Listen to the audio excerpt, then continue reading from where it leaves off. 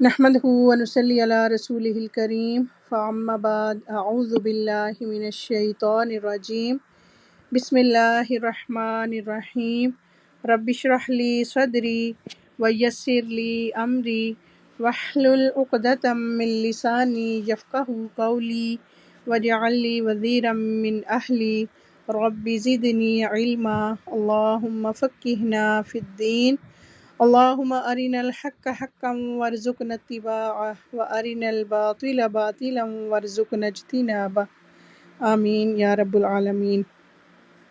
ٹھیک ہے جی، آج بھی بہت خوبصورت ہمارا ہے عنوان سبق کا، اور بہت ہی پیاری آیت آج جو ہم نے چوز کی ہے پارہ نمبر 12 پہ، جو سب سے پہلی آیت آتی ہے نا، آیت نمبر 6 سورہ ہود کی، وہ ہے ہمارے پاس آج پارہ نمبر 12 سورہ ہود آیت نمبر 6، اور ہمارے سبق کا عنوان آج ہوگا کہ ہر جاندار کا رزق اللہ تعالیٰ کے ذمے ہے۔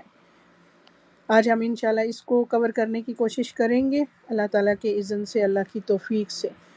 ٹھیک ہے جی، کوئی اگر تلاوت کر دے تو افرا آپ کر دیں تلاوت، اگر ہے کھلا ہوا آپ۔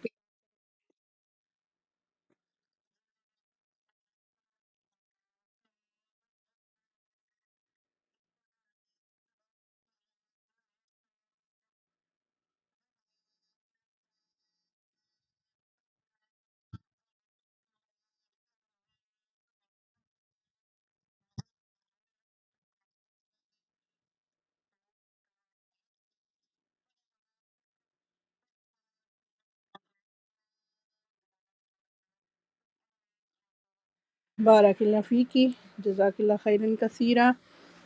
ٹھیک ہے جی، اعوذ باللہ من الشیطان الرجیم، بسم اللہ الرحمن الرحیم۔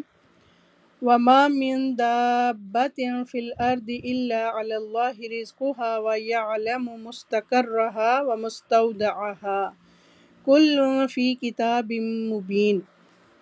وما اور نہیں، من دابة کوئی جاندار، فی الارض زمین میں، الا مگر علی اللہ اللہ ہی پر ہے، رزقها رزق اس کا، ویعلم اور وہ جانتا ہے، مستقرها ٹھکانہ اس کا، ومستودعها اور سونپے جانے کی جگہ اس کی، کل سب کچھ، فی کتاب مبین ایک واضح کتاب میں ہے۔ زمین میں چلنے والا کوئی جاندار نہیں مگر اس کا رزق اللہ تعالیٰ کے ذمے ہے، اور وہ اس کے ٹھہرنے کی جگہ کو بھی جانتا ہے اور اس کے سونپے جانے کی جگہ کو بھی، سب کچھ ایک واضح کتاب میں ہے۔ میری آواز کٹ تو نہیں رہی؟ ٹھیک آ رہی ہے؟ ٹھیک ٹھیک۔ اچھا جی، اس آیت سے ہمیں یہی جب ہم پڑھتے ہیں تو یہی پتہ چلتا ہے کہ تمام مخلوقات کا جو رزق ہے وہ اللہ تعالیٰ نے اپنے ذمے لیا ہوا ہے۔ وَمَا مِن دَابَّةٍ فِي الْأَرْضِ إِلَّا عَلَى اللَّهِ رِزْقُهَا، زمین میں چلنے والا کوئی جاندار نہیں مگر اس کا رزق اللہ تعالیٰ کے ذمے ہے، یعنی چھوٹی بڑی تمام مخلوقات کا رزق اللہ تعالیٰ کے ذمے ہے، خواہ انسان ہوں یا حیوان، سمندر کے جانور ہوں یا خشکی کے، یا فضاؤں میں پرواز کرنے والے پرندے۔ رب العزت نے فرمایا ہے سورہ العنکبوت آیت نمبر 60 میں، وَكَأَيٍّ مِّن دَابَّةٍ لَّا تَحْمِلُ رِزْقَهَا اللَّهُ يَرْزُقُهَا وَإِيَّاكُمْ وَهُوَ السَّمِيعُ الْعَلِيمُ۔ کتنے ہی جانور ہیں جو اپنا رزق اٹھائے نہیں رکھتے، اللہ تعالیٰ ہی انہیں بھی رزق دیتا ہے اور تمہیں بھی، اور وہ سب کچھ سننے والا، سب کچھ جاننے والا ہے۔ اللہ تعالیٰ نے زمین کی ساری مخلوقات کے لیے رزق کا ذمہ ایسے لے رکھا ہے کہ اللہ تعالیٰ نے تمام مخلوقات کے لیے رزق کے ذرائع پیدا کیے۔ اللہ تعالیٰ نے مخلوق کے اندر یہ قوت پیدا کی ہے کہ وہ اپنی ضروریات کے مطابق رزق حاصل کریں۔ رزق کے معاملے میں اللہ تعالیٰ کی سنت ہے، یعنی اللہ تعالیٰ کا طریقہ ہے، ہر شخص اپنے مقدر کے لیے کوشش کرے گا۔ ہر مخلوق کے لیے رزق مقرر ہے، متعین ہے۔ حدیث میں ہے کہ عقل و توکل، کہ پہلے اونٹ کا گھٹنا باندھ دیجئے اور پھر اللہ تعالیٰ پر توکل کیجئے۔ اس کے آپ کو سمجھ آ گئی ہوگی کہ جب ہم یعنی ہم ایسے ہی اونٹ کو کھلا چھوڑ کے یہ نہیں کہتے کہ اللہ کے بھروسے پہ ہے، کہیں نہیں جائے گا، نہیں، پہلے اونٹ کو باندھیں، پھر توکل کریں، سبب اختیار کریں، اور پھر معاملہ جو ہے وہ اللہ تعالیٰ کے سپرد کر دیں۔ ایک دوسری حدیث میں ہے کہ کوئی متنفس اس وقت تک نہیں مرتا جب تک کہ اپنی عمر اور رزق جو اللہ تعالیٰ نے لکھ دیا ہے پورا نہ کرے، لہٰذا تم کو چاہیے کہ کسب معاش کے سلسلہ میں اللہ تعالیٰ سے ڈرتے رہو اور جائز طریقوں سے روزی حاصل کرو۔ سیدنا عمر بن خطاب رضی اللہ تعالیٰ عنہ فرماتے ہیں، رسول اللہ صلی اللہ علیہ وآلہ وسلم نے فرمایا، اگر تم اللہ تعالیٰ پر توکل کرو جس طرح توکل کرنے کا حق ہے تو تم کو بھی ایسے رزق دیا جائے جیسا کہ پرندوں کو رزق دیا جاتا ہے، صبح کو وہ گھونسلوں سے خالی پیٹ نکلتے ہیں اور شام کو سیر ہو کر لوٹتے ہیں۔ یہ ترمذی کی روایت ہے 2344۔ اسی طرح ایک اور ہے حدیث، سیدنا عبداللہ بن مسعود روایت کرتے ہیں کہ رسول اللہ صلی اللہ علیہ وآلہ وسلم نے ارشاد فرمایا، بے شک میرے دل میں جبرائیل امین نے یہ بات ڈال دی ہے کہ اس وقت تک کسی شخص کو موت نہ آئے گی جب تک کہ وہ اپنا رزق پورا نہ کر لے، سو تم لوگ اللہ تعالیٰ سے ڈرو اور رزق طلب کرنے میں خوبی کا خیال رکھو، اور رزق ملنے میں دیر ہو جائے تو اللہ تعالیٰ کی نافرمانیوں کے ذریعے طلب نہ کرو، کیونکہ اللہ تعالیٰ کا فضل اس کی فرما برداری کے ذریعے حاصل کیا جا سکتا ہے۔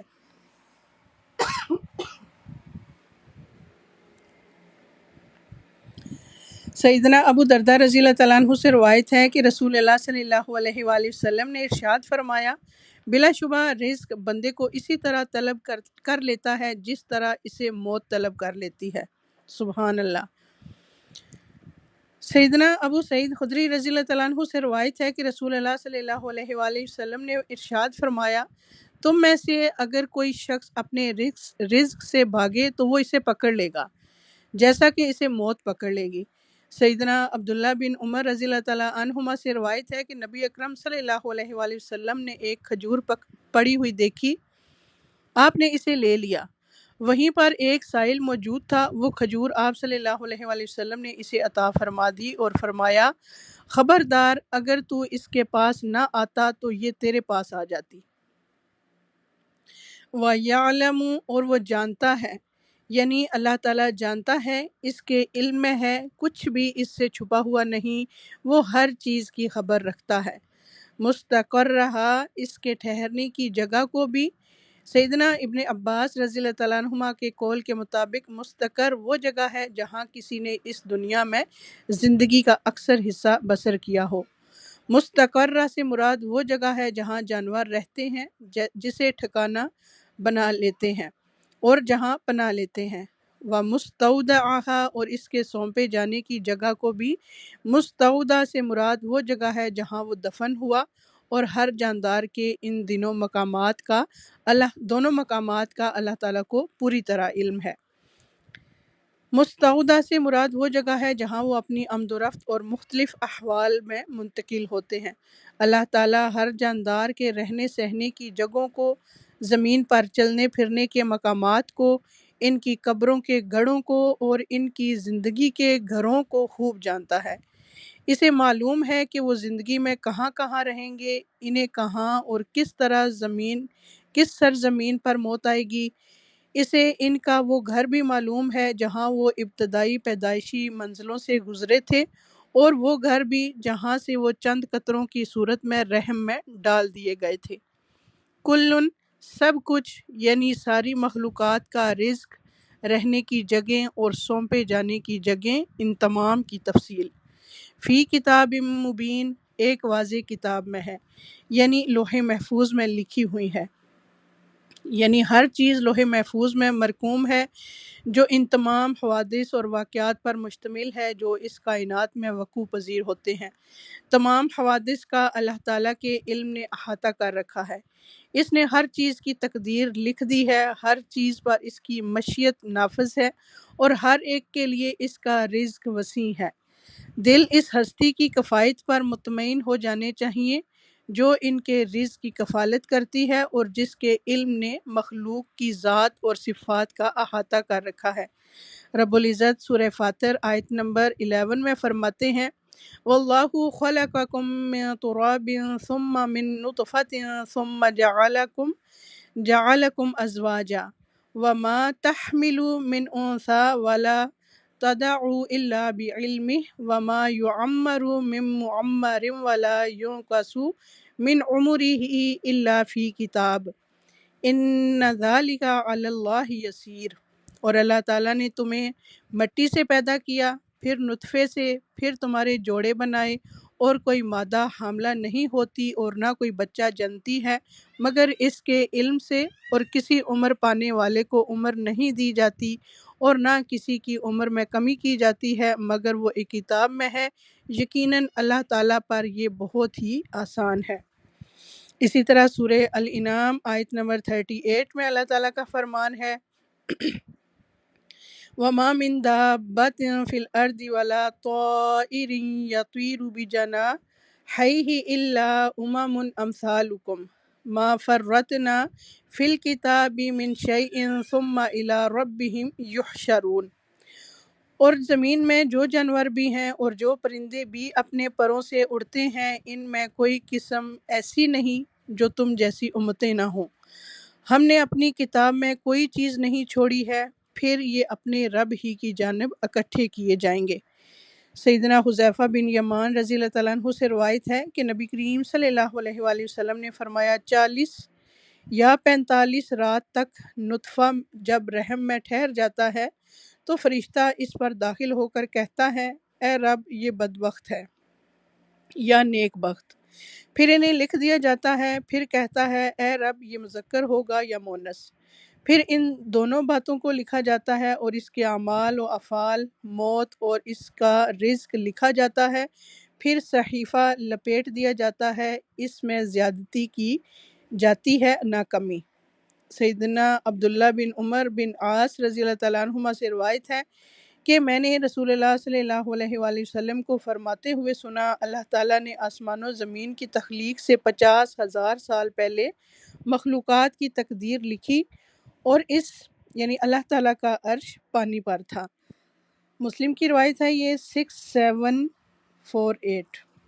پچھلی بھی جو حدیث تھی وہ بھی تھی صحیح مسلم کی 6725۔ جب وہ ایک ایک جاندار کو روزی پہنچاتا ہے، دنیا میں ان کی جگہوں کو اور موت کے بعد ان کے ٹھکانوں کو جانتا ہے، تو پھر کیسے ہو سکتا ہے کہ وہ ان کے اقوال و افعال اور ان کے دیگر تمام احوال و کوائف سے بے خبر رہے۔ قحط تو اللہ تعالیٰ کا عذاب ہے جو لوگوں کی نافرمانیوں کی وجہ سے انسانوں پر مسلط کیا جاتا ہے، اور دوسری وجوہ بعض انسانوں کی دوسروں پر ظلم و زیادتی اور معاشی وسائل کی ناہموار تقسیم کی بنا پر ایسے حادثات وجود میں آتے ہیں، اور یہ سب کچھ انسانوں کے کسب اعمال کے ہی نتیجہ ہوتا ہے، ورنہ اللہ تعالیٰ کی طرف سے جانداروں کے رزق میں کمی یا کوتاہی کا تصور بھی ممکن نہیں ہوتا۔ اچھا جی، اس کے بعد ہے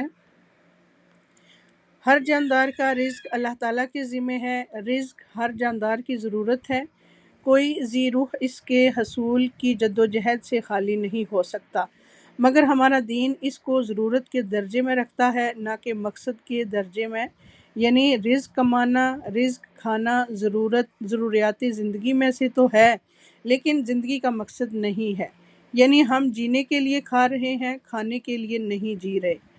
مومن کے پاس جو دولت آتی ہے وہ اسے اپنی ضروریات پر خرچ کرنے کے بعد دوسرے ضرورت مندوں پر بھی خرچ کرتا ہے، اپنی آخرت کی فکر کرتا ہے، نہ کہ اس دولت سے صرف اپنا معیار زندگی بلند کرتا چلا جائے۔ مومن جائز طریقے سے رزق حاصل کرتا ہے اور جائز جگہوں پر خرچ کرتا ہے۔ مومن اللہ کا رزق کھا کر اللہ ہی کو یاد کرتا ہے، اس کا شکر ادا کرتا ہے، لیکن یہ یاد رہے کہ دنیاوی رزق انسان کی مادی ضروریات کو پورا کرتا ہے، مگر اس کی روحانی ضروریات کے لیے جو رزق اللہ نے دے رکھا ہے اس کے لیے اللہ ہی کی طرف رجوع کرنا ہوتا ہے۔ لہٰذا بندہ مومن اپنا سارا وقت صرف مال کمانے میں ہی نہیں لگا دیتا بلکہ اللہ تعالیٰ کی عبادت کے لیے بھی وقت نکالتا ہے، اس عبادت کے طریقوں کو سیکھنے کے لیے، علم حاصل کرنے کے لیے بھی وقت نکالتا ہے، اور یوں وہ رزق کے معاملے میں قناعت اختیار کرتا ہے، اور یہی ذریعہ ہے اطمینان پانے کا، کیونکہ اسے یقین ہوتا ہے کہ ہر جاندار کا رزق اللہ تعالیٰ کے ذمے ہے۔ دابتو ہر اس جاندار کو کہتے ہیں جو سطح زمین پر چلتا اور رینگتا ہے۔ روئے زمین پر چلنے والے ہر جاندار کا رزق اللہ تعالیٰ کے ذمے ہے۔ روئے زمین پر چلنے والا ہر جاندار، خواہ انسان ہو یا حیوان، خشکی کا جانور ہو یا پانی کا جانور، اس کی خوراک اور رزق اللہ تعالیٰ کے ذمے ہے۔ اللہ تعالیٰ نے تمام مخلوق کے رزق کی ذمہ داری لے رکھی ہے۔ اللہ تبارک و تعالیٰ ہی رازق ہے جس نے تمام مخلوقات کی رزق کی ذمہ داری لی ہے، بولنے والی اور بے زبان مخلوق کی، اور یاد رکھنے والی اور غافل مخلوق کی، اور سوال کرنے والے اور خاموش رہنے والی مخلوق، اور اطاعت گزار اور نافرمان مخلوق کی۔ اللہ سبحانہ وتعالیٰ روئے زمین پر بکھری ہوئی تمام مخلوقات کو، اور زمین میں بسیرا کرنے والی مخلوقات، اور آسمانوں کے کناروں پر محو پرواز مخلوقات، اور سمندروں کی گہرائیوں میں تیرنے والی تمام مخلوقات کو رزق دیتا ہے۔ اللہ تعالیٰ ان کی تعداد اور ان کی اقسام اور ان کی ضروریات کو جانتا ہے، اور ہر لمحے ان کے رزقوں کو ان کی طرف پہنچا رہا ہے۔ سبحان اللہ۔ ہر جاندار کا رزق اللہ تعالیٰ کے پاس ہے، پرندوں کو رزق دینے والا ہے، جانوروں کے بھی رزق کا مالک ہے۔ ابو سعید خدری رضی اللہ تعالیٰ عنہ سے مروی ہے، وہ کہتے ہیں کہ ایک بھیڑیے نے ایک بکری پر حملہ کیا اور اس کو پکڑ کر لے گیا۔ چرواہے نے اس کا تعاقب کیا اور اس سے بکری چھین لی۔ وہ بھیڑیا اپنی دم کے بل بیٹھ کر کہنے لگا کہ تم اللہ سے نہیں ڈرتے کہ تم نے مجھ سے میرا رزق جو اللہ نے مجھے دیا تھا چھین لیا۔ وہ چرواہا کہنے لگا، تعجب ہے کہ ایک بھیڑیا اپنی دم پر بیٹھ کر مجھ سے انسانوں کی طرح بات کر رہا ہے۔ تو وہ بھیڑیا کہنے لگا کہ میں تمہیں اس سے زیادہ تعجب کی بات نہ بتاؤں۔ محمد صلی اللہ علیہ وآلہ وسلم یثرب میں لوگوں کو ماضی کی خبریں بتا رہے ہیں۔ جب وہ چرواہا اپنی بکریوں کو ہانکتا ہوا مدینہ پہنچا تو اپنی بکریوں کو کسی گوشے میں جمع کیا اور رسول اللہ صلی اللہ علیہ وآلہ وسلم کی خدمت میں حاضر ہوا اور سارا واقعہ سنایا۔ رسول اللہ صلی اللہ علیہ وآلہ وسلم کے حکم پر الصلاۃ الجامعہ کی منادی کر دی گئی، یعنی جمعہ کی۔ پھر آپ صلی اللہ علیہ وآلہ وسلم اپنے گھر سے نکلے اور چرواہے سے فرمایا کہ لوگوں کے سامنے اپنا واقعہ بیان کرو۔ اس نے لوگوں کے سامنے سارا واقعہ بیان کر دیا۔ رسول اللہ صلی اللہ علیہ وآلہ وسلم نے فرمایا، اس نے سچ کہا ہے۔ یہ مسند احمد کی روایت ہے 11792۔ اللہ تعالیٰ کا پکا وعدہ اور سچی ضمانت۔ یہ وعدہ اور سچی ضمانت ہے، یہ اللہ کا فضل اور مہربانی ہے، کیونکہ اللہ پر کچھ بھی واجب نہیں ہے۔ یہ اس لیے کہا گیا تاکہ ضمانت کو پختہ کر دیا جائے، کیونکہ جب اللہ تعالیٰ نے اس کا وعدہ کر لیا ہے تو یہ ضرور ہو کر رہے گا، کیونکہ اللہ وعدہ خلافی نہیں کرتا۔ شیطان کا فقر کا وعدہ، اللہ تعالیٰ کا فضل کا وعدہ۔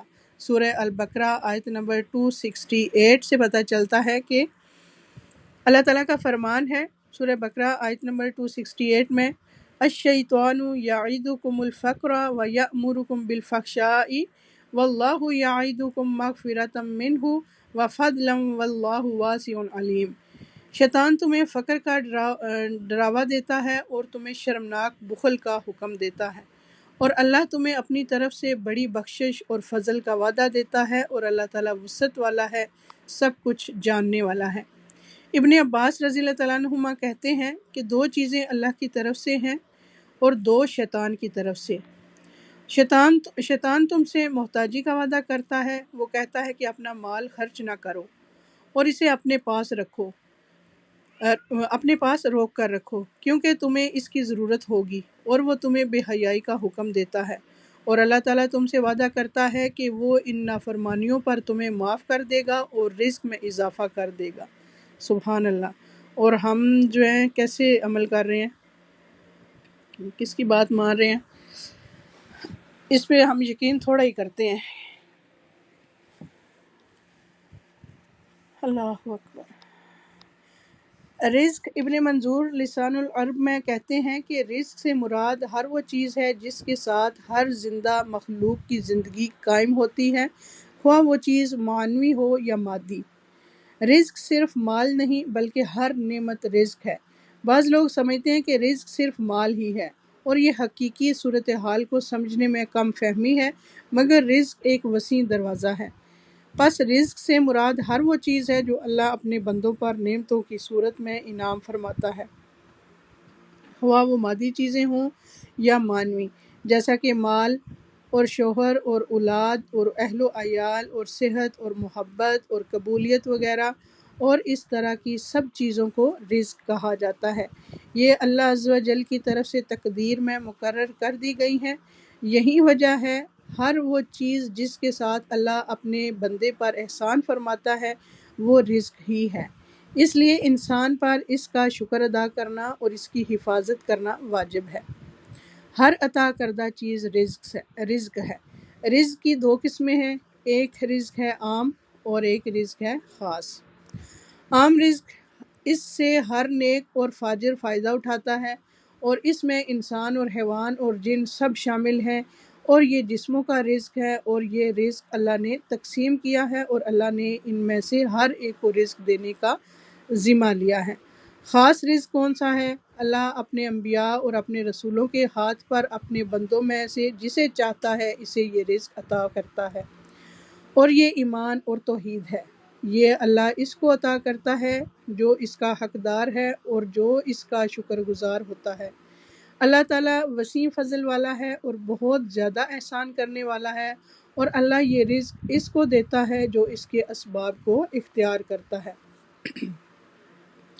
سب سے عظیم اور بہترین رزق جنت ہے۔ سب سے عظیم رزق اور سب سے بہتر اور سب سے مکمل اور سب سے افضل اور سب سے زیادہ عزت والا اور سب سے بلند اور سب سے زیادہ قائم رہنے والا رزق جو اللہ اپنے بندوں کو دے گا، وہ رزق جو نہ کبھی کٹے گا اور نہ ہی ختم ہوگا، وہ جنت ہے، اور یہ رزق مومنوں کے ساتھ خاص ہے۔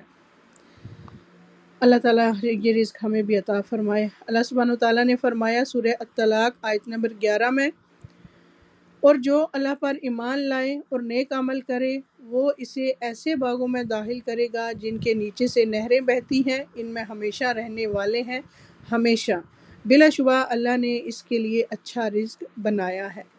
مستقرہا و مستودعہا، اور وہ اس کے ٹھہرنے کی جگہ اور اس کے سونپے جانے کی جگہ کو جانتا ہے۔ مستقرہ وہ جگہ ہے جس کی طرف کوئی چیز جگہ پکڑتی ہے اور رات اور دن بھی اسی میں ٹھہرتے ہیں، دنیا کا ٹھکانہ یعنی کہ، اور مستودعہ جو ہے یہ ہے قبر، مرنے کے بعد کا ٹھکانہ۔ ابن عباس رضی اللہ تعالیٰ عنہما سے مروی ہے، کہا گیا ہے کہ المستقر یا تو جنت ہے یا جہنم، اور مستودع قبر ہے، کیونکہ اللہ تعالیٰ نے جنت اور جہنم کی صفت کا ذکر کرتے ہوئے فرمایا حسنت مستقرا و مقاما۔ اللہ تعالیٰ ہر جاندار کی موجودہ زندگی کے حالات بھی جانتا ہے اور موت کے بعد کے حالات بھی۔ اللہ تعالیٰ وہ تمام جگہ بھی جانتا ہے جہاں انسان نے کچھ مدت کے لیے ٹھہرنا ہے، خواہ باپ کی پشت ہو یا ماں کا رحم، یا زمین کا کوئی حصہ جہاں اس نے زندگی میں ٹھہرنا ہے، اور اللہ تعالیٰ وہ جگہ بھی جانتا ہے جن کے سپرد انسان نے مرنے کے بعد ہونا ہے، خواہ وہ زمین میں کھودی ہوئی جگہ ہو یا کسی جانور کا پیٹ، یا جو جگہ بھی اللہ تعالیٰ نے قیامت تک اس کے سپرد ہونے کے لیے لکھی ہے، اور وہ سب کچھ اس کے لیے قبر ہی ہے۔ تو خلاصہ یہ ہے کہ اللہ تعالیٰ ہر جاندار کی زندگی کے ہر حال کو بھی جانتا ہے اور موت کے بعد کے تمام حالات کو بھی جانتا ہے۔ اللہ تعالیٰ کا علم کامل ہے، وہ بحر و بر کی ایک چیز کا علم رکھتا ہے، اور اسی کے پاس غیب کی چابیاں ہیں، انہیں اس کے سوا کوئی نہیں جانتا، اور وہ جانتا ہے جو کچھ خشکی اور سمندر میں ہے، اور کوئی پتا نہیں گرتا مگر وہ اسے جانتا ہے، اور زمین کے اندھیروں میں کوئی دانہ نہیں اور نہ کوئی تر ہے اور نہ خشک مگر وہ ایک واضح کتاب میں ہے۔ ذرا برابر چیز بھی اس کے علم سے باہر نہیں ہے۔ سورہ یونس آیت نمبر 61 میں، اور تیرے رب سے کوئی ذرہ برابر چیز نہ زمین میں غائب ہوتی ہے اور نہ آسمان میں، اور نہ اس سے کوئی چھوٹی چیز ہے اور نہ بڑی، مگر ایک واضح کتاب میں موجود ہے۔ کل فی کتاب مبین ہے جو اس کائنات میں وقوع پذیر ہوتے ہیں۔ تمام حوادث کا اللہ تعالیٰ کے علم نے احاطہ کر رکھا ہے۔ اس نے ہر چیز کی تقدیر لکھ دی ہے، ہر چیز پر اس کی مشیت نافذ ہے اور ہر ایک کے لیے اس کا رزق وسیع ہے۔ آسمان و زمین کی ہر خبر لکھی جا چکی ہے۔ سورہ الحج آیت نمبر 70 میں ہے، الم تعلم ان اللہ یعلم ما فی السماء والارض ان ذالک فی کتاب ان ذالک علی اللہ یسیر۔ کیا تم جانتے نہیں کہ اللہ وہ سب کچھ جانتا ہے جو آسمان اور زمین میں ہے، بلا شبہ یہ سب کچھ ایک کتاب یعنی لوح محفوظ میں درج ہے۔ اللہ کے لیے یہ بات بالکل آسان ہے۔ آسمان و زمین کی تخلیق سے 50,000 سال پہلے ایک کتاب میں سب کچھ لکھا جا چکا ہے۔ اللہ تعالیٰ ہی رازق ہے۔ رزق کا مکمل اختیار اللہ تعالیٰ کے پاس ہے، وہی رزق کو بڑھاتا ہے اور وہی گھٹاتا ہے۔ سورہ الرعد آیت نمبر 26 میں ہے، اللہ تعالیٰ رزق فراخ کر دیتا ہے جس کے لیے چاہتا ہے اور تنگ کر دیتا ہے، اور وہ دنیا کی زندگی پر خوش ہو گئے، حالانکہ دنیا کی زندگی آخرت کے مقابلے میں تھوڑے سے سامان کے سوا کچھ نہیں ہے۔ سورہ الروم آیت نمبر 37 ہے، اور کیا انہوں نے نہیں دیکھا کہ اللہ رزق فراخ کر دیتا ہے جس کے لیے چاہتا ہے اور تنگ کر دیتا ہے، بے شک اس میں ان لوگوں کے لیے یقیناً بہت سی نشانیاں ہیں جو ایمان رکھتے ہیں۔ اسی طرح سورہ الشعراء آیت نمبر 12 میں ہے، اسی کے پاس آسمانوں کی اور زمین کی کنجیاں ہیں، وہ رزق فراخ کر دیتا ہے جس کے لیے چاہتا ہے اور تنگ کر دیتا ہے، بے شک وہ ہر چیز کو خوب جاننے والا ہے۔ سورہ سبا آیت نمبر 36، کہہ دیجئے بے شک میرا رب رزق فراخ کرتا ہے جس کے لیے چاہتا ہے اور تنگ کر دیتا ہے، اور لیکن اکثر لوگ علم نہیں رکھتے۔ اللہ کے سوا کوئی رزق کا مالک نہیں ہے۔ سورہ طٰہٰ آیت نمبر 132، اور اپنے گھر والوں کو نماز کا حکم دو اور اس پر خوب پابند رہو، ہم تجھ سے کسی رزق کا مطالبہ نہیں کرتے، ہم ہی تجھے رزق دیں گے اور اچھا انجام تقویٰ کا ہے۔ اگر اللہ اپنا رزق روک لے تو کوئی رزق نہیں دے سکتا۔ سورہ الملک آیت نمبر 21، یا وہ کون ہے جو تمہیں رزق دے اگر وہ اپنا رزق روک لے، بلکہ وہ سرکشی اور بدکنے پر اڑے ہوئے ہیں۔ سورہ ملک آیت نمبر 30 میں ہے، کہہ دو کیا تم نے دیکھا اگر تمہارا پانی گہرا چلا جائے تو کون ہے جو تمہارے پاس بہتا ہوا پانی لائے گا۔ اس کے علاوہ سورہ الذاریات آیت نمبر 58 میں ہے، ان اللہ هو الرزاق ذو القوۃ المتین، بے شک اللہ ہی بے حد رزق دینے والا، طاقت والا، نہایت مضبوط ہے، یعنی جس کو جیسا چاہتا ہے جتنا چاہتا ہے رزق دیتا ہے۔ رزق میں اللہ تعالیٰ کو کوئی عاجز کرنے والا نہیں ہے۔ بلا شبہ یقیناً یہ ہمارا رزق ہے جس کے لیے کسی صورت ختم نہیں ہوتا۔ اپنے نافرمانوں کو بھی رزق دینے والا ہے، شیطان کا بھی اللہ سے ہی رزق مانگنا۔ سلسلۃ الصحیحہ میں ہے کہ رسول اللہ صلی اللہ علیہ وآلہ وسلم نے فرمایا کہ ابلیس نے کہا، اے میرے رب، تو نے اپنی ساری مخلوق کا رزق واضح کر دیا ہے، تو میرا رزق کہاں ہے؟ اللہ نے فرمایا، ہر وہ چیز جس پر میرا نام نہ لیا جائے وہ تیرا رزق ہی ہوگی۔ آسمان سے رزق دینے والا، زمین سے رزق دینے والا۔ حاتم الاسم سے پوچھا گیا، من این تاکل؟ انہوں نے کہا، من عند اللہ۔ ان کو کہا گیا، کیا اللہ تعالیٰ آسمان سے تمہارے لیے دینار اور درہم نازل فرمائیں گے؟ انہوں نے کہا، کیا اللہ کا صرف آسمان ہی ہے؟ یہ زمین بھی اسی کی ہے اور یہ آسمان بھی اسی کا ہے۔ اگر وہ میرا رزق آسمان سے نہ دے گا تو زمین سے چلا کر میرے پاس لے آئے گا۔ اور پھر یہ اشعار پڑھے، میں فقر سے کیوں ڈروں جب کہ اللہ میرا رازق ہے۔ تنگی اور آسانی میں اس مخلوق کا رازق وہی ہے، اس نے ساری مخلوقات کے رزق کا ذمہ لے رکھا ہے، گو کو صحرا میں رزق دیتا ہے اور مچھلی کو سمندر میں رزق دیتا ہے۔ غذائی ضروریات کے لحاظ سے مختلف اقسام کا رزق دینے والا اللہ تعالیٰ وہاں سے رزق دیتا ہے جہاں سے بندہ گمان بھی نہیں کر سکتا۔ سورہ الطلاق آیت نمبر 3 میں ہے، اور اسے رزق دے گا جہاں سے وہ گمان نہیں کرتا، اور جو کوئی اللہ پر بھروسہ کرے تو وہ اسے کافی ہے۔ بے شک اللہ تعالیٰ اپنے کام کو پورا کرنے والا ہے، یقیناً اللہ نے ہر چیز کے لیے ایک اندازہ مقرر کیا ہے۔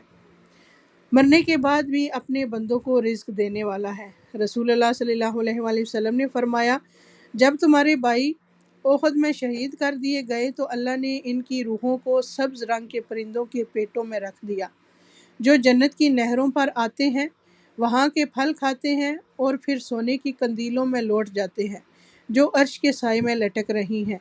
جب انہوں نے وہاں کے کھانے پینے اور آرام و راحت کے مزے دیکھے تو کہا، کون ہے جو ہمارا یہ پیغام ہمارے بھائیوں تک پہنچا دے کہ ہم جنت میں زندہ ہیں، ہمیں رزق دیا جاتا ہے تاکہ وہ جہاد سے بے رغبت نہ ہو جائیں اور لڑائی میں بزدلی نہ دکھائیں۔ تو اللہ سبحانہ و تعالیٰ نے فرمایا، میں تمہارا یہ پیغام ان تک پہنچا دوں گا۔ چنانچہ اللہ نے یہ آیت نازل فرما دی، وَلَا تَحْسَبَنَّ الَّذِينَ قُتِلُوا فِي سَبِيلِ اللَّهِ أَمْوَاتًا بَلْ أَحْيَاءٌ عِندَ رَبِّهِمْ يُرْزَقُونَ۔ وہ لوگ جو اللہ تعالیٰ کی راہ میں قتل ہوئے، ان کے بارے میں یہ خیال ہرگز نہ کیجیے کہ وہ مردہ ہیں، بلکہ وہ زندہ ہیں، اپنے رب کے پاس رزق دیے جاتے ہیں۔ یہ سورہ آل عمران کی آیت نمبر 169 ہے۔ آخرت میں رزقاً حسناً کی خوشخبریاں، سورہ الحج آیت نمبر 58۔ اور جن لوگوں نے اللہ کے راستے میں وطن چھوڑا، پھر قتل کر دیے گئے یا مر گئے، یقیناً اللہ انہیں ضرور رزق دے گا، اچھا رزق، اور بے شک اللہ ہی یقیناً سب رزق دینے والوں سے بہتر ہے۔ رزق کے کم یا زیادہ ہونے میں اللہ تعالیٰ کی حکمتیں ہوتی ہیں۔ وافر رزق کا ملنا اللہ کی رضامندی کی علامت نہیں ہے۔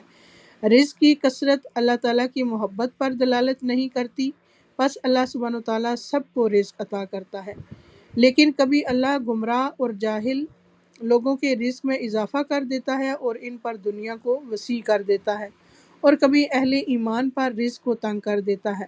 تو یہ نہ سمجھا جائے کہ اللہ کی طرف سے کچھ عطا ہو جانا اور اس میں اضافہ ہونا اللہ کی محبت یا چنے ہوئے ہونے کی دلیل ہے۔ اللہ تعالیٰ دنیا اس کو بھی دیتا ہے جس سے وہ محبت کرتا ہے، اور اس کو بھی دیتا ہے جس سے وہ محبت نہیں کرتا، مگر ایمان صرف اس کو عطا کرتا ہے جس سے وہ محبت کرتا ہے۔ سبحان اللہ۔ رزق کا گھٹنا اور بڑھنا اللہ کی طرف سے ایک امتحان ہے۔ سورہ القمر آیت نمبر 16 اور 15، اللہ تعالیٰ فرماتے ہیں، پس لیکن انسان جب اس کا رب اسے آزمائے، پھر اسے عزت بخشے اور اسے نعمت دے تو کہتا ہے میرے رب نے مجھے عزت بخشی، اور لیکن جب وہ اسے آزمائے پھر اس پر اس کا رزق تنگ کر دے تو کہتا ہے میرے رب نے مجھے ذلیل کر دیا۔ کبھی رزق کی کمی خیر کا باعث ہوتی ہے اور کبھی وافر رزق خیر کا باعث ہوتا ہے۔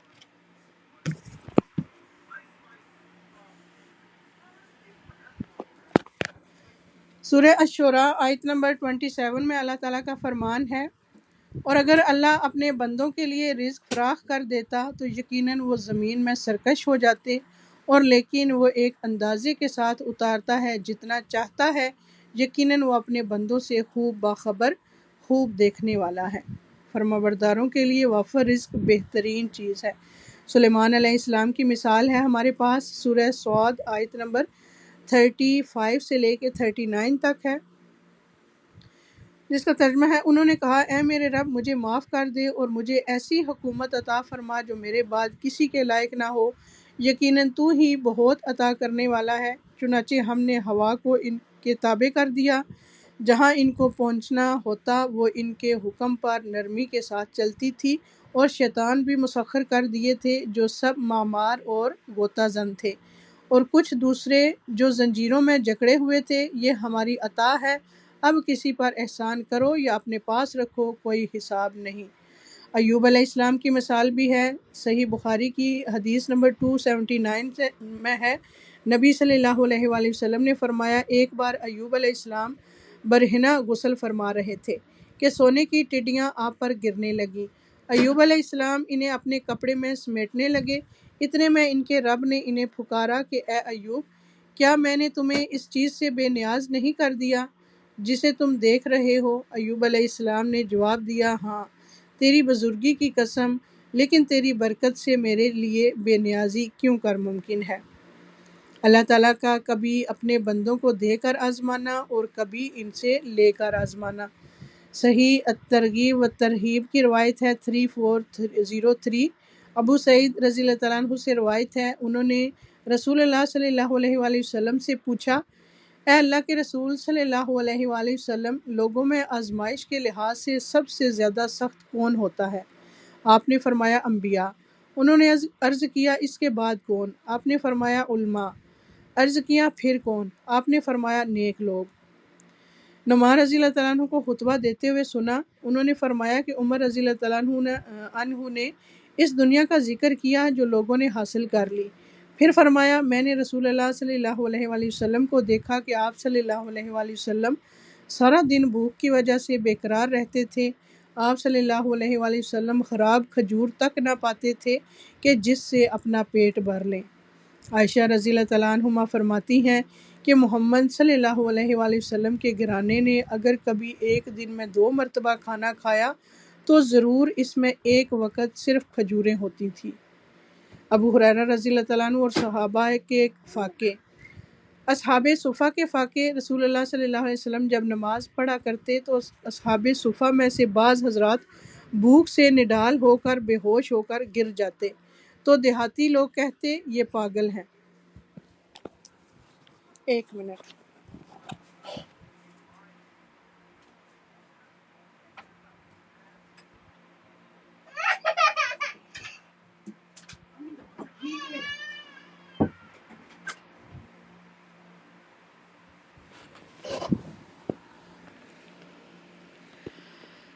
رزق کے حوالے سے چند اور باتیں یاد رکھنے کی ہیں کہ ہر انسان کا رزق مقرر ہو چکا ہے۔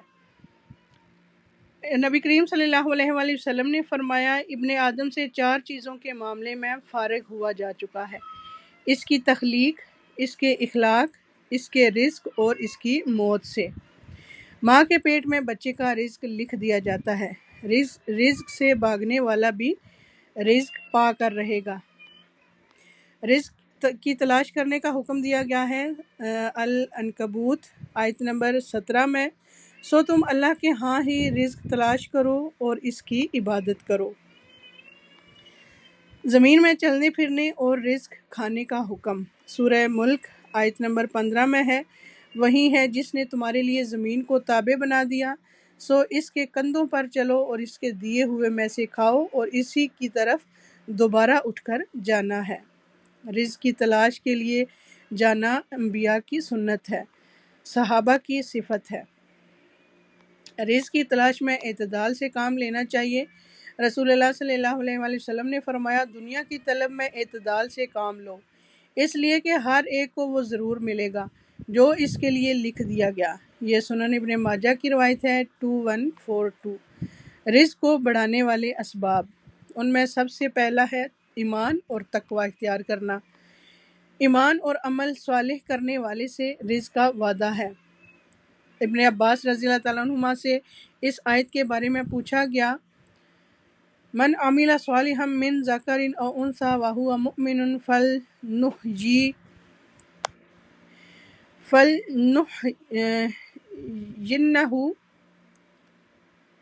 حیاتا طیبۃ ولنجزینہم، جو بھی نیک عمل کرے مرد ہو یا عورت اور وہ مومن ہو تو یقیناً ہم اسے ضرور زندگی بخشیں گے، پاکیزہ زندگی، اور یقیناً ہم انہیں ان کا اجر ضرور بدلے میں دیں گے۔ یہ سورہ النحل کی آیت ہے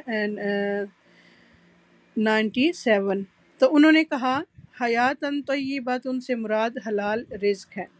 عبادت کے لیے خود کو فارغ کرنا چاہیے۔ رسول اللہ صلی اللہ علیہ وآلہ وسلم نے فرمایا تمہارا رب فرماتا ہے اے ابن آدم میری عبادت کے لیے فارغ ہو جا تو میں تیرے دل کو بے نیازی سے اور تیرے ہاتھ کو رزق سے بھر دوں گا۔ اے ابن آدم مجھ سے دور نہ ہو ورنہ میں تیرے دل کو فقر سے اور تیرے ہاتھ کو شغل اور مصروفیت سے بھر دوں گا۔ استغفر اللہ۔ یہ سورہ صحیح الترغیب اور ترہیب کی روایت ہے 3165۔ اس کے علاوہ فرائض کی ادائیگی بھی ضروری ہے۔ اللہ تعالیٰ کی اطاعت کرنا، رزق کی تلاش میں میانہ روی اختیار کرو۔ کہیں ایسا نہ ہو کہ رزق کا مؤخر ہونا تمہیں اس بات پر اکسا دے کہ تم اللہ تعالیٰ کی نافرمانیاں کر کے اس کی تلاش میں پڑ جاؤ۔ یاد رکھو جو کچھ اللہ تعالیٰ کے پاس ہے وہ اس کی اطاعت کر کے ہی حاصل کیا جا سکتا ہے۔ اس کے علاوہ نیک کام کرنا اور شکر گزار بننے سے رزق عطا کیا جاتا ہے۔ توبہ و استغفار کرنا، تسبیحات سے رزق کا ملنا۔ اللہ تعالیٰ کے نبی نوح علیہ السلام کی وفات کا وقت جب قریب آیا تو انہوں نے اپنے بیٹے سے فرمایا سبحان اللہ و بحمدہ کا ورد کرتے رہنا کہ یہ ہر چیز کی نماز ہے اور اس کے ذریعے مخلوق کو رزق ملتا ہے۔ اس کے علاوہ ہے پے در پے حج عمرہ کرنا، یعنی ایک کے بعد ایک حج عمرہ کرنا۔ اس کے علاوہ صلہ رحمی کرنا۔ رسول اللہ صلی اللہ علیہ وآلہ وسلم سے سنا کہ جس شخص کو پسند ہو کہ اس کے رزق میں وسعت ہو یا اس کی عمر دراز ہو تو اسے چاہیے کہ وہ صلہ رحمی کرے۔ دوسروں پر خرچ کرنا۔ رسول اللہ صلی اللہ علیہ وآلہ وسلم نے فرمایا کہ اللہ عز و جل فرماتا ہے اے ابن آدم خرچ کرو میں تجھ پر خرچ کروں گا۔ اس کے علاوہ کمزور لوگوں کا خیال رکھنے کی بدولت رزق کا ملنا۔ اس کے علاوہ طالب علم پر خرچ کرنے سے رزق کا ملنا۔ صبح صبح کام کرنے میں برکت ہوتی ہے اور خرید و فروخت میں سچ بولنا۔ 3 لوگوں کا رزق اللہ تعالیٰ کے ذمے ہے۔ رسول اللہ صلی اللہ علیہ وآلہ وسلم نے فرمایا 3 شخص ہیں جن کا ضامن اللہ ہے، اگر وہ زندہ ہیں تو ان کو رزق دے اور ان کو کفایت کرے اور اگر مر جائیں تو جنت میں داخل کرے۔ ان میں سے سب سے پہلا ہے وہ شخص جس نے اپنے گھر میں داخل ہو کر سلام کیا تو اللہ اس کا ضامن ہے۔ دوسرے نمبر پہ اور وہ شخص جو مسجد کی طرف نکلا اس کا بھی اللہ ضامن ہے۔ تیسرا وہ شخص جو جہاد میں گیا اس کا بھی اللہ ضامن ہے۔ رزق کے حصول کے لیے 4 کام کرنے چاہیے۔ 4 چیزیں رزق لاتی ہیں، اس میں سے پہلا ہے رات کا قیام، سحری کے وقت کثرت سے استغفار کرنا، صدقہ کرتے رہنا اور دن کے پہلے اور آخری حصے میں اللہ تعالیٰ کا ذکر کرنا۔ رزق سے محروم کرنے والے اسباب کون کون سے ہیں؟ ان میں سب سے پہلا ہے تقویٰ ترک کرنا اور نافرمانی کرنا۔ حسن بصری رحمۃ اللہ کہتے ہیں کہ اللہ کی قسم بادل میں تمہارے لیے رزق ہے لیکن تم اپنی غلطیوں اور اعمال کی وجہ سے اس سے محروم کر دیے جاتے ہو۔ اس کے علاوہ ناشکری رزق کی بربادی کا سبب بنتی ہے اور گن گن کر رکھنے سے رزق میں تنگی آتی ہے۔ خرچ نہ کرنے سے مال تلف ہو جاتا ہے۔ قطع رحمی کرنا، صرف دنیا کا ہم و غم لگانا۔ رسول اللہ صلی اللہ علیہ وآلہ وسلم نے فرمایا جو اپنی فکر آخرت کو بنا لیتا ہے تو اللہ تعالیٰ اس کے تمام امور جمع کر دیتا ہے اور اس کے دل کو بے نیاز کر دیتا ہے اور دنیا اس کے پاس ذلیل ہو کر لوٹتی ہے، اور جس کی نیت صرف دنیا حاصل کرنے کی ہو اللہ تعالیٰ اس کی تنگیوں کو اس پر کھول دیتا ہے اور اس کا فقر اس کی آنکھوں کے سامنے لے آتا ہے اور اسے صرف اتنی ہی دنیا ملتی ہے جتنی اس کے لیے لکھی جا چکی ہوتی ہے۔ یہ مسند احمد کی روایت ہے 21590۔ لوگوں سے مانگنے والا، اس کا بھی رزق تنگ کر دیا جاتا ہے۔ مسند احمد میں ہے کہ عبد الرحمن بن عوف روایت کرتے ہیں، وہ کہتے ہیں کہ رسول اللہ صلی اللہ علیہ وآلہ وسلم نے فرمایا جو شخص ایک مرتبہ مانگنے کا دروازہ کھول لیتا ہے اللہ اس پر تنگ دستی کا دروازہ کھول دیتا ہے۔ رسول اللہ صلی اللہ علیہ وآلہ وسلم نے فرمایا جسے انتہائی شدید حاجت آ پڑے اور اس نے اسے لوگوں پر پیش کر دیا تو اس کی وہ حاجت دور نہ ہوگی، اور جس نے اسے اللہ پر پیش کیا تو ان قریب اللہ تعالیٰ اسے بے نیاز اور بے پرواہ کر دے گا۔ یہ سنن ابی داؤد کی روایت ہے 1647۔ یعنی دوسروں کے آگے ہاتھ پھیلانا کس قدر سختی والا معاملہ ہے نا، انسان اپنا نقصان کر رہا ہوتا ہے۔ رزق کی دعا کرنا، وَارْزُقْنَا وَأَنْتَ خَيْرُ الرَّازِقِينَ، اور ہمیں رزق دے اور تو سب رزق دینے والوں سے بہتر ہے۔ یہ سورہ مائدہ میں ہے، آیت نمبر 114۔ بندہ جب اللہ سے رزق مانگتا ہے اللہ ضرور عطا کرتا ہے۔ نبی صلی اللہ علیہ وآلہ وسلم نے فرمایا جب تم اللہم ارزقنی کہو گے تو اللہ تعالیٰ کہے گا میں نے رزق دینے کا فیصلہ کر دیا۔ طیب رزق کی دعا کرنی چاہیے۔ اللہم انی اسألک علما نافعا ورزقا طیبا وعملا متقبلا۔ اے اللہ میں تجھ سے علم نافع، رزق حلال اور عمل قبول کا سوال کرتا ہوں۔ حلال رزق کی دعا کرنی چاہیے کہ اللہم اکفنی بحلالک عن حرامک واغننی بفضلک عمن سواک۔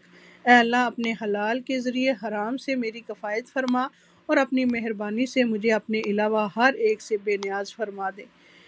فقر سے پناہ مانگنا۔ اللہم انی اعوذ بک من الفقر والقلۃ والذلۃ واعوذ بک من ان اظلم او اظلم۔ اے اللہ میں فقر و فاقہ، قلت اور ذلت سے تیری پناہ میں آتا ہوں، اور اس بات سے تیری پناہ میں آتا ہوں کہ میں کسی پر ظلم کروں یا کوئی مجھ پر ظلم کرے۔ اس کے علاوہ اولاد کے لیے رزق کی دعا کرنا۔ ربنا انی اسکنت من ذریتی بوادی غیر ذی زرع عند بیتک المحرم ربنا لیقیموا الصلاة فاجعل افئدة من الناس تہوی الیہم وارزقہم من الثمرات لعلکم یشکرون۔ اے ہمارے رب، بے شک میں نے اپنی کچھ اولاد کو اس وادی میں آباد کیا ہے جو کسی کھیتی والی نہیں، تیرے حرمت والے گھر کے پاس، اے ہمارے رب، تاکہ وہ نماز قائم کریں، سو کچھ لوگوں کے دل ایسے کر دے کہ ان کی طرف مائل رہیں، اور انہیں پھلوں سے رزق عطا کر تاکہ وہ شکر ادا کریں۔ یہ کس کی دعا ہے؟ آپ کو کچھ یاد آ رہا ہے یہ دعا سن کے ترجمہ اس کا؟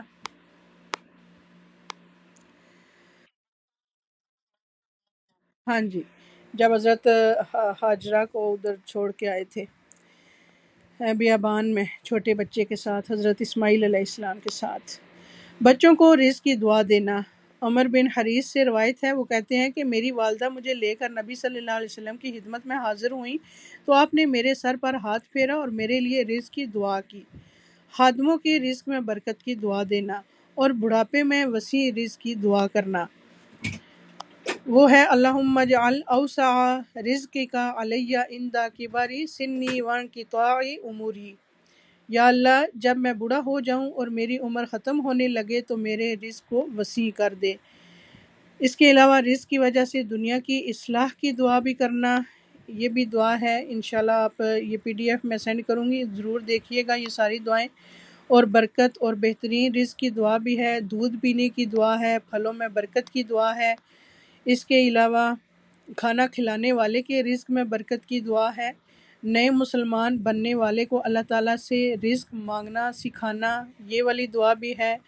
اس کے علاوہ ہمارے کرنے کے کام کیا ہیں کہ اللہ پر بھروسہ کریں، توکل کریں، اس بات پر یقین ہو کہ مقرر کردہ رزق ضرور مل کر رہے گا، پورے یقین سے اللہ سے رزق مانگیں، رزق کی تلاش میں میانہ روی اور حلال کو ملحوظ رکھیں، رزق کے بارے میں پوچھے جانے والے سوال کی تیاری کریں اور حلال ذرائع اختیار کریں، حرام سے بچیں۔